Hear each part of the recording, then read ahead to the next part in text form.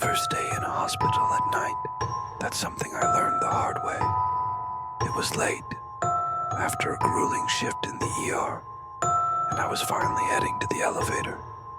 The hallways were eerily quiet, save for the occasional hum of fluorescent lights. The hospital was old, its walls carrying the weight of countless stories whispered by brave nurses and skeptical doctors. Stories of strange occurrences after dark.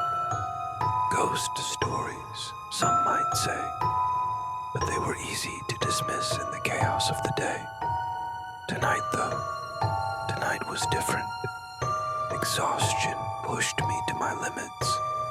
My focus was getting home, collapsing into bed, and flushing away the nightmares of the ER. I pressed the button for the ground floor and waited for the elevator to arrive. The door slid open and I stepped in. That's when I saw her. She was young, no older than 20, though her disheveled appearance aged her in other ways. Her hair hung in wet clumps, her clothes torn and oversized. She stumbled toward the elevator, her arms reaching forward desperately. Her voice cracked in the empty hallway. Instinctively, I pressed the close doors button. The sight of her, the frantic, hollow eyes, unnerved me, but she didn't stop. She lunged forward, her hand reaching to grab the edge of the elevator just before the doors closed. I stepped forward, blocking her way without even thinking. "No," I said firmly, my voice cutting into the silence. "You can't come in." Her wide eyes locked with mine, and for a moment her desperation faltered. I caught a glimpse of her wrist, a bright red band.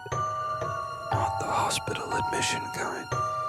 This one was different, the kind only the morgue uses when labeling the dead.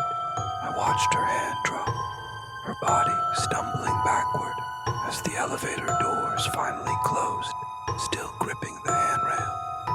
I leaned back against the wall and exhaled, trying to steady the racing in my chest.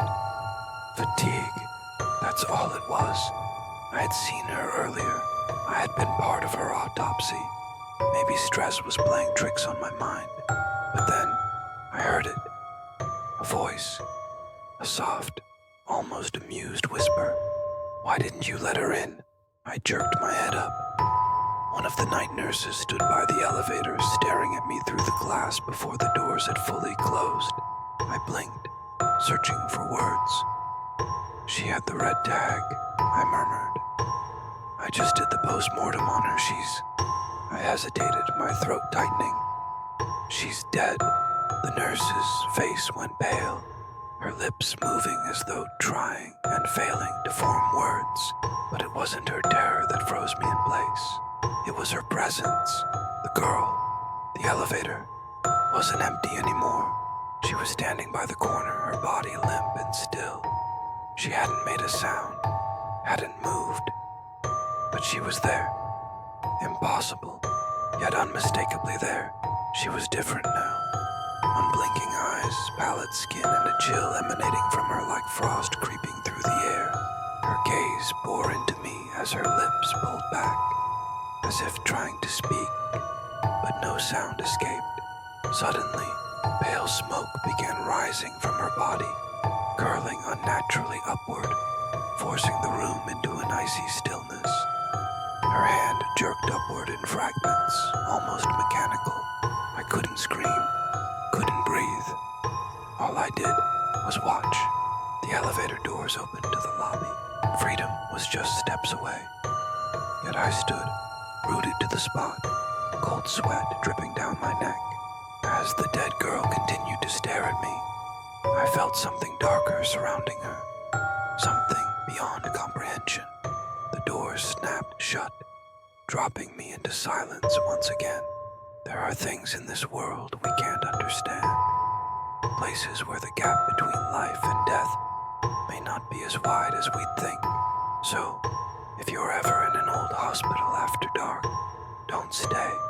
Whatever you do, don't stay.